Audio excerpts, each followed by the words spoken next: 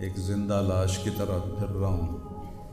تھوڑی دیر کے لیے دل بہل جاتا ہے، پھر وہ آنکھوں کے سامنے آ جاتا ہے۔ اس موقع پر کچھ لوگوں نے بہت منفی کردار ادا کیا اور سوشل میڈیا پہ کیا کیا میرے ملک کے انسانیت ہی بھول گیا ہے۔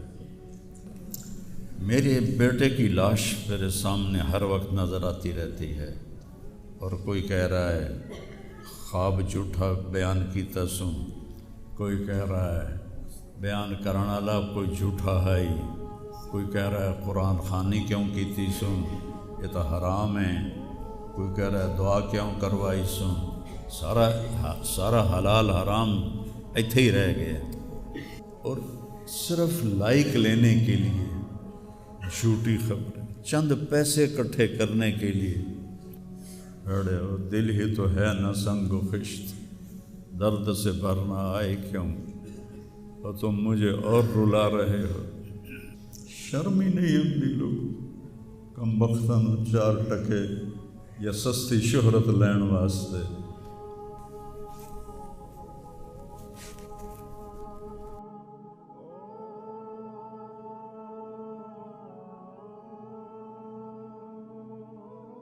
شکر ہے بہت لوگوں نے تعزیت کی، لیکن اس موقع پر کچھ لوگوں نے بہت منفی کردار ادا کیا۔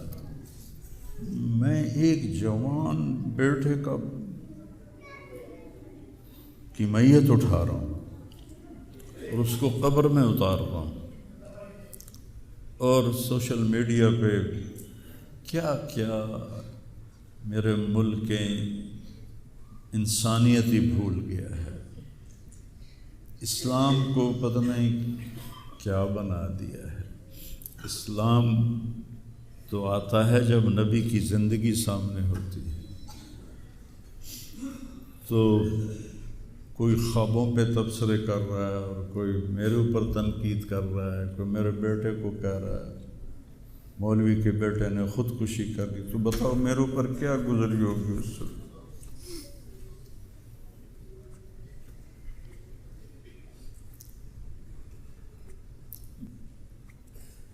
حضرت عمر ابن ابسہ سے پوچھا یا رسول اللہ، سب سے اعلیٰ درجے کا اسلام کیا ہے؟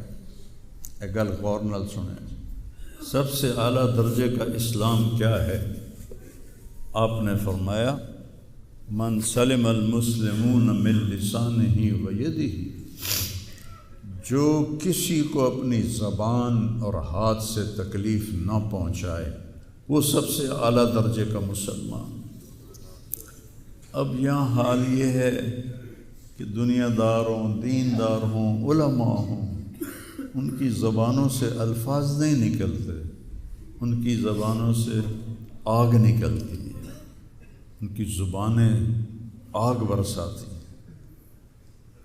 تو جب زبان آگ برسائے گی تو دل نفرت سے بھرا ہوگا۔ لیکن میں نے کہا یا اللہ، میں نے تجھ سے وعدہ کیا تھا کہ میں اپنی وجہ سے کبھی کسی سے نفرت نہیں کروں گا، کسی سے بغض نہیں رکھوں گا، کسی سے قطع تعلق نہیں کروں گا۔ آج مجھے یہ وعدہ پورا کرنے میں زور لگانا پڑ رہا ہے کہ ایک طرف مجھے اپنے بیٹے کی لاش نظر آتی ہے، ایک طرف ان نادانوں کے تبصرے نظر آتے ہیں۔ میں کسی کا نام نہیں لیتا، بھرا پڑا ہے سوشل میڈیا، اور اتنی جھوٹی خبریں، اتنی جھوٹی خبریں، اتنی جھوٹ، زخم پہ مرہم لگاتے ہیں یا نمک چھڑکتے ہیں، اور وہ اسلام سمجھ کے کر رہے ہیں۔ میرے بیٹے کی لاش میرے سامنے ہر وقت نظر آتی رہتی ہے، اور کوئی کہہ رہا ہے خواب جھوٹا بیان کیتا سوں، کوئی کہہ رہا ہے بیان کرنے والا کوئی جھوٹا ہے ہی، کوئی کہہ رہا ہے قرآن خوانی کیوں کیتی سوں، یہ تو حرام ہے، کوئی کہہ رہا ہے دعا کیوں کروائی سوں۔ سارا حلال حرام ایتھے ہی رہ گیا۔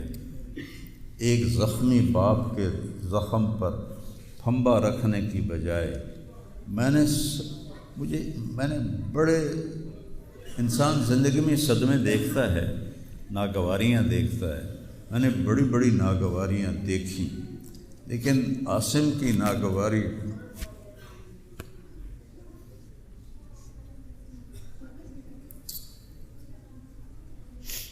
عاصم لا انساک ما ذر شارق وما ناہ عمر الحمام المطوقہ عاصم قلبی کل یوم ولیلۃ الیک بما تخفی النفوس معلقہ۔ یہ حضرت عبداللہ بن ابو بکر کے اشعار ہیں جو میں نے تھوڑی تبدیلی کے ساتھ آپ کو ذکر کیے ہیں کہ اے عاصم، جب تک سورج چمکتا رہے گا تیری یاد میرے اندر تازہ ہوتی رہے گی، میں تمہیں کبھی بھلا نہ پاؤں گا۔ اے عاصم، دن ہو یا رات ہو تیری یادوں سے میرا بسیرا ہو رہا ہے، میرا دل تجھ میں دن میں بھی اٹکا ہوا ہے، رات کو بھی اٹکا ہوا ہے۔ یہ اس وقت میری حالت ہے، تو میں اس کانپتے ہاتھ کو دیکھتا ہوں، پھر یہ شعر پڑھتا ہوں، ترکت اباک مرعشۃ یدا، تو نے کس حال میں باپ کو چھوڑا کہ اس کے ہاتھ کانپ رہے ہیں، وَأُمُّكَ لَا تُسِيغُ لَهَا شَرَابًا، اور تیری ماں کا سینہ اتنا گھٹ گیا ہے کہ اس کے اندر پانی بھی نہیں جا رہا، جو سب سے آسانی سے چلا جاتا ہے۔ یہ کیفیت ہو ماں باپ کی، اور کوئی مولانا اٹھ کے تبصرے کر رہا ہو، کوئی مفکر اٹھ کے تبصرے کر رہا ہو، بتاؤ میرے اوپر کیا گزری ہو۔ اس لیے میرے نبی نے فرمایا کہ زبان کو روکنا ساری شریعت کا خلاصہ ہے۔ دین بیان کرتے ہوئے جن کی زبانیں زہر بن جائیں اور شعلے برسائیں، ان کو بھگتنا پڑے گا آخرت میں۔ میں نے اپنا حصہ معاف کر دیا، میں کہ یا اللہ میں نہیں چاہتا میری توبہ کہ میری وجہ سے تیرے محبوب کے کسی امتی پر کوئی تکلیف آئے، میں نے سب معاف کر دیا۔ لیکن اللہ کا نظام تو چلتا ہے پھر، اور صرف لائک لینے کے لیے جھوٹی خبریں، چند پیسے اکٹھے کرنے کے لیے، وہ یہ نہیں جانتے کہ ایک باپ کا زخمی جگر اور کتنے زخم گہرے ہو جائیں گے تمہارے چند پیسوں کے لالچ، اور کرنے کو کوئی باتیں ہیں نہیں، اور جو اس قسم کی واہیات بولتا ہے اس کو لوگ سنتے بہت، کوئی مثبت بات کرتا ہے تو اس کو سنتا کوئی نہیں۔ میں نے اپنا دکھ آپ کے ساتھ شیئر کیا ہے، اور آپ کو نصیحت کرتا ہوں اپنی زبان کی حفاظت کریں۔ میرے نبی نے کبھی منبر پہ کھڑے ہو کر کسی کو برا بھلا نہیں کہا، عبداللہ بن ابی کو بھی برا بھلا نہیں کہا، مجلس میں بیٹھ کر کسی کو برا نہیں کہا، اور تو یہ کرتا ہے، مرتے دم تک آپ نے یہ کسی کو نہیں کہا۔ کسی کی کمی بھی دیکھی تو نظریں جھکا لی، اس کی کمی کو اچھالا نہیں۔ ہمارے ہاں، ہمارے خطیبوں کے ہاں یہ دین بن چکا ہے کہ ان کے سامنے میرے نبی کی سیرت نہیں ہے، تو میں آپ کے سامنے ہاتھ جوڑتا ہوں، ویسے بھی کسی کو اپنی زبان سے دکھ نہ دیا کرو۔ چہ جائے کہ ایک جوان بیٹے کی موت کا غم لیے ایک زندہ لاش پھر رہی ہو، اور اس کو پتھر مارے جائیں، اور اس پر اپنے غصے کو نکالا جائے، بڑے دکھ کی بات ہے بھائی، بڑے درد کی بات۔ یہ ہماری قوم کی گراوٹ کی انتہا ہے، گراوٹ کی میں تو اس وقت پاگل تھا، جہاں سے مجھے کسی نے جھوٹا خواب بھی سنایا تو میں نے تسلی لی کہ شکر ہے میرا بیٹا، جوان بیٹے کو اللہ نہ تنوں اٹھاون دے ویلا وکھاوے، اللہ تنوں اٹھاون دا ویلا نہ وکھاوے۔ تو جو تار سے نکلی ہے وہ دھن سب نے سنی ہے، جو ساز پہ بیت گزری ہے وہ کس دل کو پتہ ہے۔ یہ تو وہی جانتا ہے جس پہ یہ صدمہ گزرتا ہے، وہی جانتا ہے جس کا جگر ٹوٹے ٹوٹے ہوتا ہے۔ اوروں کو کیا پتہ کہ اولاد، جوان اولاد کا، اور میرا بچہ یہ اتنا نیک تھا، کبھی غیبت نہیں کرتا، کبھی غیبت نہیں کرتا، کسی سے نفرت نہیں کرتا تھا، کسی کی غیبت کرنے نہیں دیتا تھا، کسی کی برائی کرنے نہیں دیتا تھا۔ یعنی اس کی آپ بات سنو کہ یا اللہ جن جن لوگوں نے پاکستان کو لوٹا ہے اس میں جتنا میرا حصہ لوٹا ہے میں نے سب کو معاف کیا۔ ایسے اخلاق والا بچہ میرا مر جائے اور مجھ پر تان و طنز ہو رہا ہو، قرآن خوانی کیوں کرائی، کوئی کفر کر دیتا ہے، اسلام ہی چوں نکل گیا۔ یہ دیوبندی بریلویوں نے آپس میں لڑ کے پوری امت کا بھولیا بگاڑ کے رکھ دیا۔ خطیبوں نے، میں صحیح علماء کی بات نہیں کر رہا، خطیب چاہے دیوبندی کے ہوں، چاہے اہل حدیثوں کے ہوں، چاہے وہ بریلویوں کے ہوں، چاہے وہ شیعوں کے ہوں، سوائے نفرت کی آگ بھڑکانے کے ان کے پاس اور کوئی موضوع کوئی نہیں۔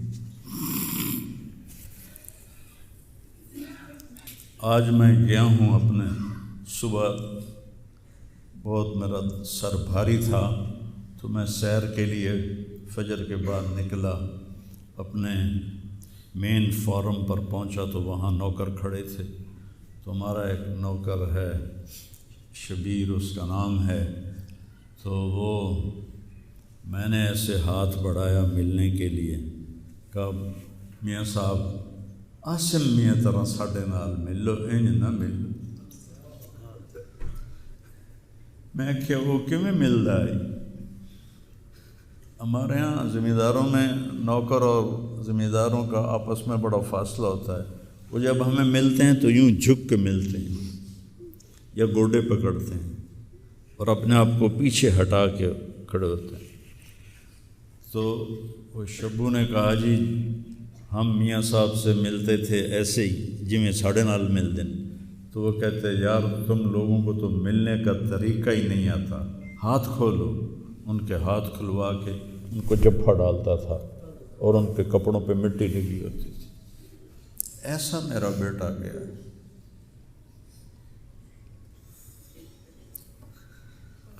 نوکر کے منہ سے نوالا نکال کے اپنے منہ میں ڈال کے کھا لیتا تھا۔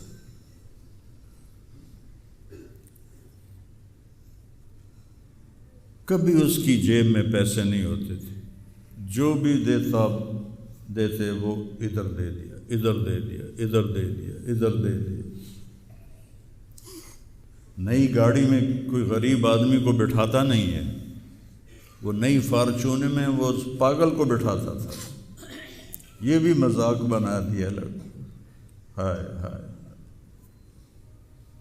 ارے وہ دل ہی تو ہے نہ سنگ و خشت، درد سے بھرنا آئے کیوں، اور تم مجھے اور رلا رہے ہو۔ اس کو بھی مذاق بنا دیا۔ وہ ابھی بھی زندہ ہمارے گاؤں میں جائیں ویکھنے جا کے ویکھ لو۔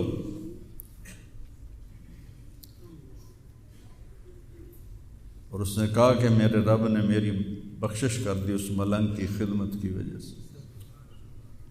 کسی پاگل دے کپڑے وٹامنا، ناوامنا، وہ دے وال کٹامنا، وہ دے نو کٹامنا، ایک زمیندار دے بیٹے دا اے کوئی سوکھا کام، وہ دے ماں پیو نان کر دے۔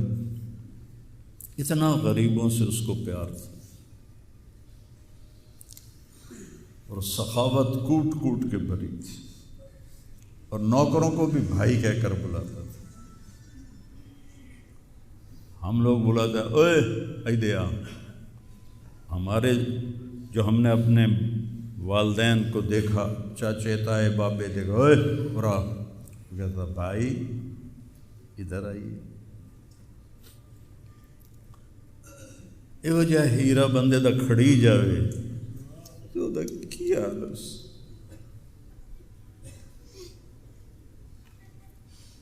شرم ہی نہیں آتی لوگ کم بختاں نوں 4 ٹکے یا سستی شہرت لین واسطے